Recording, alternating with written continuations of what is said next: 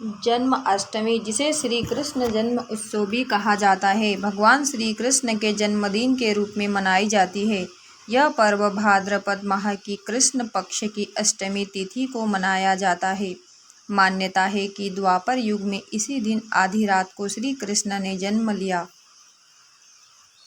धार्मिक पृष्ठभूमि: मथुरा के राजा कंस एक अत्याचारी शासक थे और देवकी उनकी बहन थी और वासुदेव उनके पति। विवाह के समय आकाशवाणी हुई कि देवकी का 8वां पुत्र कंस का अंत करेगा। भयवश कंस ने देवकी और वासुदेव को कारागार में बंद कर दिया और उनके 7 बच्चों को जन्म लेते ही मार डाला।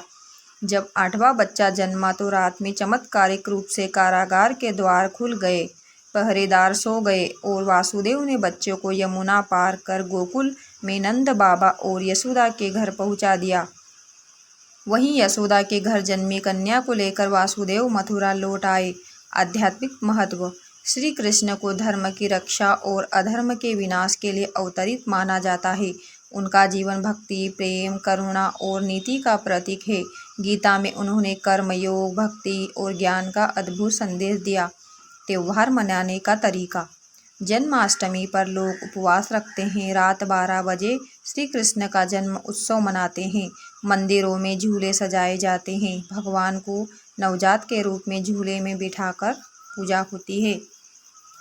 माखन चोरी और दही हांडी की परंपराएं: दही हांडी की परंपराएं कृष्ण के बचपन की लीलाओं से जुड़ी है। जगह जगह रासलीला और झांकियां आयोजित होती है। संक्षेप में, जन्माष्टमी सिर्फ भगवान कृष्ण के जन्म का उत्सव नहीं बल्कि धर्म, सत्य और प्रेम की विजय का पर्व है। यह हमें सिखाता है कि चाहे संकट कितना भी बढ़ जाए, सच्चाई और भक्ति से अंततः जीत हमारी होगी। धन्यवाद।